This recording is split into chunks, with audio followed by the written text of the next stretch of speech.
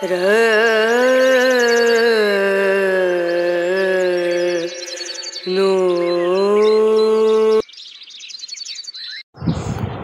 দিয়ে কেউ চানাচুর খায়?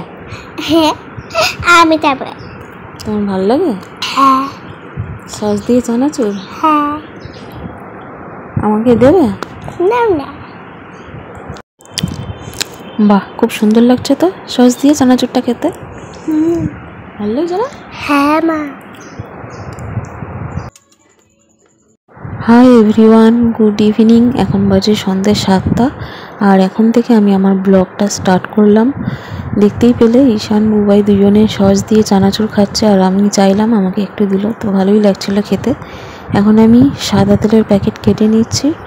এখন আমি করব লুচি, তো তার জন্য ময়দা মাখবো।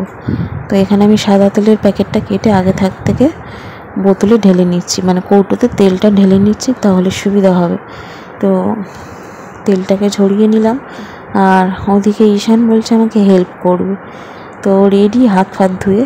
এখন আমি গামলা নিয়েছি, ময়দাটা ঢালবো, ঢেলে মাখবো ভালো করে। ঈশান তো বলছে মা আমায় দাও মাখবো, আমি বলছি একটু মেখে নিই তারপরে তোকে দেবো। তো ও চটকাবে জাস্ট, আমি আগে ডোটা তৈরি করে দিই জল দিয়ে।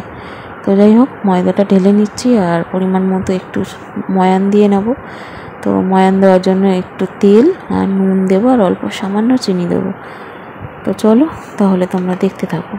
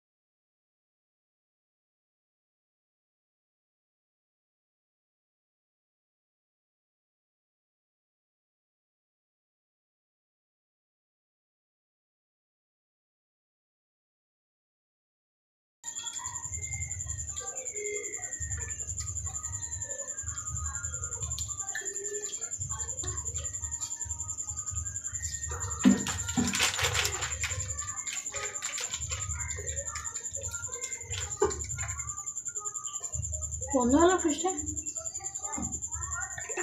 হ্যাঁ, দিয়ে দেবো এই একটু চুপ কর না, ও ভালো লাগে না। কেটে দিতে পারছি গেঞ্জি প্যান্টগুলো জমা করেছিস কেন?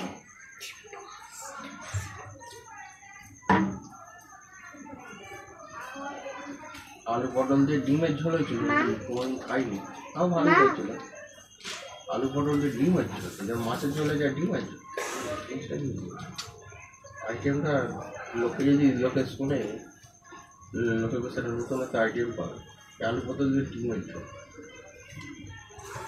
আলু পটল দিয়ে মাছের ঝোল, আলু পটল দিয়ে ডিম হয়েছিল, ভালো। এটা ভিডিওতে পাঠালে রান্নাটা বেশ লোকের মধ্যে আলোড়ন পাবে। মানে উৎকোচলে রান্না নতুন নতুন আবিষ্কার করে যদি পাঠাবো না, যদি কেউ বলে হ্যাঁ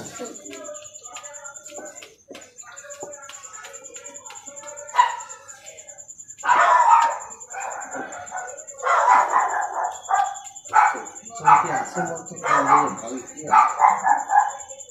ছটা 40 মনে হয়, ছটা 40।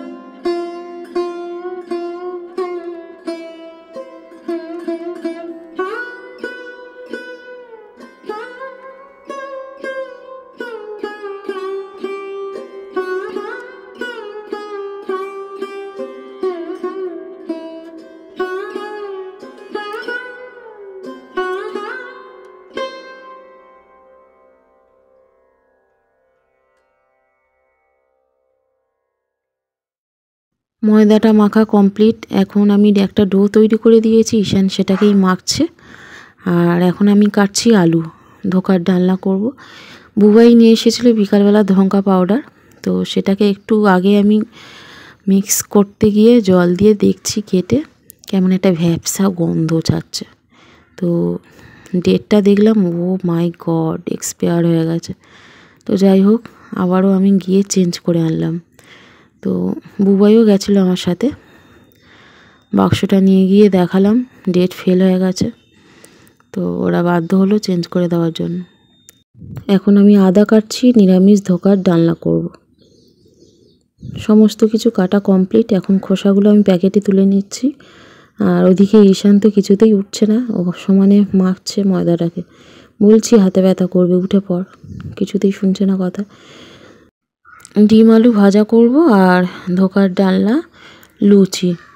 তো এই হলো রাতের মেনু আর কি, ডিনার মেনু।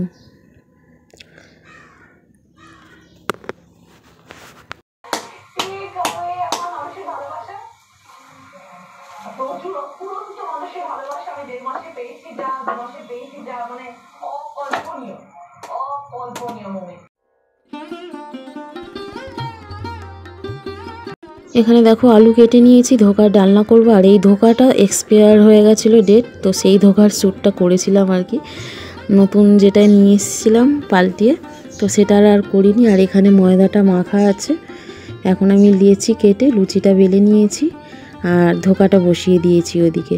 তো ধোকার তরকারিটা বসিয়েছি আর ধোকাটা আমি ভেজে নেবো এখন। আর এখানে অনেক লুচি হয়েছে। তো এইদিকে দেখো ঈশান পেঁড়া সন্দেশ বানিয়েছে ময়দা দিয়ে। আর এই হলো ধোকা। তো এটাকে আমি এই রকম শেপ দিয়ে ভেজে নিচ্ছি। তো অ্যাকচুয়ালি এই তেলেই আমি লুচিটা ভাজবো, ওই জন্য এত তেলে ভাজছি আর কি। দেখো ক্যামেরাটা অন করতে করতেই আমার লুচিটা পুড়ে গেল একটু। তো যাই হোক, লুচিটা ভেজে নিচ্ছি।